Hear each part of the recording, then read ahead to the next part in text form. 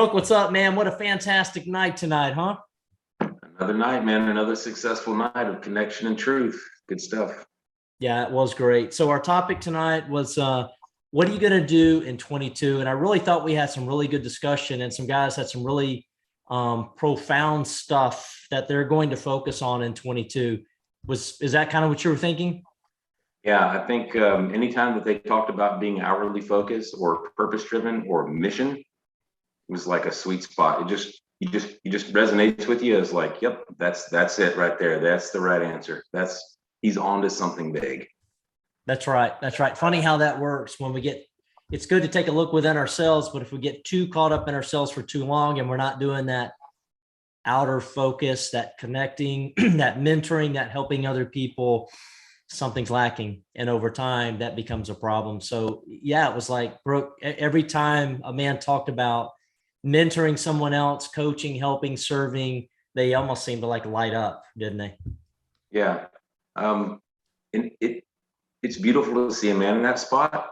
And it's also understandable to see how a man falls out of it. We all do, right? It's like the ebb and flow. Like you told one man tonight, you said, be ready for the contraction, because his work was expansion, right? But be ready for the contraction, but just don't stay there. Like, what's your tool? What's your step? What do you do when you get there, when it comes? Because it comes, right? But I think as we grow, we tip that scale from spending a little bit of time in light and a lot of time in shadow to like learning how to leverage against that. And we get into shadow, we get out quickly. That's like, I think that's like our big learning piece as we grow older. That's How do right, we not man. be grumpy like our fathers, right? Yeah. I mean, what we're calling shadow, right? It's just darkness. It's a bad place. And this man's, I love his focus. 2022, I'm going to expand. And so just reminded him and said, hey, you're going to have bad days. And when you get knocked down to the mat, get back up, brother. Don't stay there. And then we had that discussion. What are you going to do when you get knocked to the mat? Like, how do you get back up? What does that look like? Because otherwise, we know he's contracting, he's experiencing fear as an emotion. And that's okay. Let's don't stay there. Yeah, no, What like the other tonight, one? Yeah, go ahead. I think like one of our visitors tonight or one of our members tonight, he was almost in a place of desperation or despair. He just couldn't, he was like everything he talked about was just like he was at the bottom level of all of it. And he couldn't seem to really grasp like what his next step was. And it wasn't until you started pouring into him and pumping him up that he was like, you could kind of see him kind of elevate, right? You see him smile. And then by the end of it, he was shaking his head like, yeah, I do have what it takes. Yeah, I am worthy. And there's like, every once in a while, man, a man gets so deep. He really does. He's like, literally his boots are in the mud. He can't get them out. And it takes a man just pumping him up and putting wind into his sails. And then finally it's like, okay, cool. I've got a little gumption now. I think I'm going to be all right. I'm going to take the next step with you. That's right. In this particular man, he's such a strong dude and such a good dude. And he's just on fire for investing in himself, pouring into himself. And it just sounded like he's been isolated. He's been disconnected, all the COVID bullshit, all the stuff going on. And he hasn't been around his people. So he's missing that. Understandably, a lot of people are. This February weekend, I think, is going to catapult him. Our weekends, for whatever reason, they have a way, where a man comes in tight, they just kind of release all of that junk. And yeah, it's just beautiful. So I'm excited for him. The other thing, that I like what I heard tonight, I think it's yours. Focus on focus. That captures so much. If a man can get that mindset right and learn how to focus, uninterrupted work, it's huge. Thoughts on that? Yeah. So when I first heard Jason kind of introduce that idea of focus on focus or presence on presence, that mindset was like, whoa, man, that's incredible. And I've adopted that. And I'm, for the first time in 21 years, I don't have a job that's like an air traffic control pilot. An air traffic control tower. I no longer have arrows coming in from 360 degrees. I really only have like maybe 10 degree field of view that I get kind of bombarded on. And so for the first time, man, I feel like I have some leverage. Like I've got my foot on the rung and I can really now say, you know what? Phone's going on focus mode and I'm going to dedicate 2 or 3 hours straight to this. I'm not going to have anyone knocking on my door. Kid, daughter's at school. Wife understands.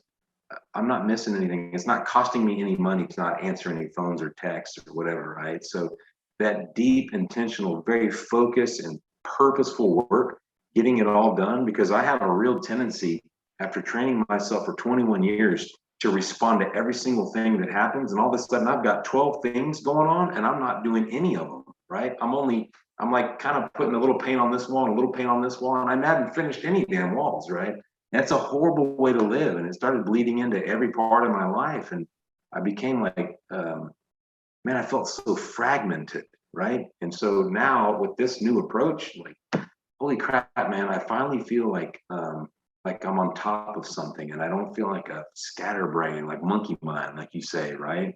It's like a breath of fresh air for the first time in a really long time for me. And it's not a resolution. It's more like a lifestyle or a commitment, or just it feels hopeful for the first time ever, like a new year. I feel hopeful about the new year. Yeah. And it's only going to get better and easier. It's flexing that new muscle, working that muscle that you hadn't worked in a long time. And so at first it might be 15 minutes of uninterrupted time, and then it's 30, and then it's 45. And one day you're going to look up and it's 3 hours. And what's the fruit of that? Investing in that, learning that, building that muscle. The fruit is you're going to be more productive. You're going to have more. You're going to do more. You're going to make more. This multitasking, all this stuff that's been preached to us for years, a lot of that's nonsense. The key is to focus on uninterrupted time. So it's going to pay off. It's going to pay dividends. Yeah, and I have a very highly technical job now, whereas before I didn't. And this isn't one of those things like a job where if there's an error, you can fix it on the fly. Like, it has to go back to production, to factory, and it's on my dime, right? So like, acuity is extremely important for me right now. And that's even more motivation to really focus on focus. Yeah, I love it, man. And it just spills over into all the other 7 F's. Faith, family, finances, fitness. It just mindset, focus on focus. The other one, and maybe the last one I'll share, is I loved what I heard tonight around less pursuit of money. Go be in purpose, go be in mission, and the money will find you. We don't chase money, money chases us.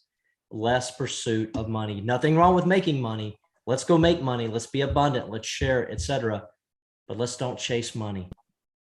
Thoughts on that? Yeah, I feel like I probably heard that from the guys who already are making quite a bit of it, right? So it's a little easier for guys like that, if I'm honest. I feel like I'm probably not quite there yet. But we're all at different phases in our journey. But to have heard that from those people is like, man, their money doesn't own them. They own their money. And that is a huge leap, And these are guys that could very easily say, because you ask the question, when is enough enough? Does anyone really have an answer for that, right?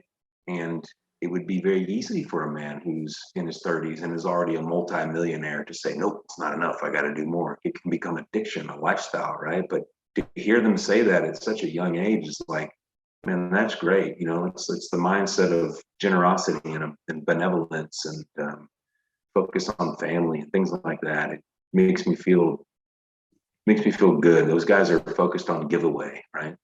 Yeah. Good place to be. Strong position. Yeah, I love it. So just to kind of wrap this up, some of the kind of the high level mottos or words that men are using. So again, we're not big on resolutions. That shit doesn't last very long. It's not what we're about. So, we heard yours, focus on focus. Be love or be more loving. That's huge. That says a lot. People want to be around you. To expand, that's another one. To play big. Less pursuit of money, more gratitude. So those are just a handful of some of the 2022. What are you going to do in 2022? Some of the words and sentences that came out of that. I think it was a fantastic topic and it was a great week. Any final thoughts? Yes, I'm glad that I made both meetings because I was able to kind of glean more from the more men that I'm around that share. Just the more knowledge or the more connection I have to those men, see where they are in their journey. So yeah, this is probably the first time I've made both meetings in 1 week since you started doing 2 meetings a week about 2 months ago. So grateful for that. And yeah, great leadership tonight. Had a great time. I was very happy. Yeah. Great. I'm very happy. Thank you. It was a good topic. And next year, next month, next week, I'm trying to skip ahead too far. We're going to talk about vision. Every man needs a vision. Every man ought to know where he's going and have good men around him to support him, which is what we've got. So stay tuned, and that's what will happen next week. Thanks, Brooke. I appreciate you, man.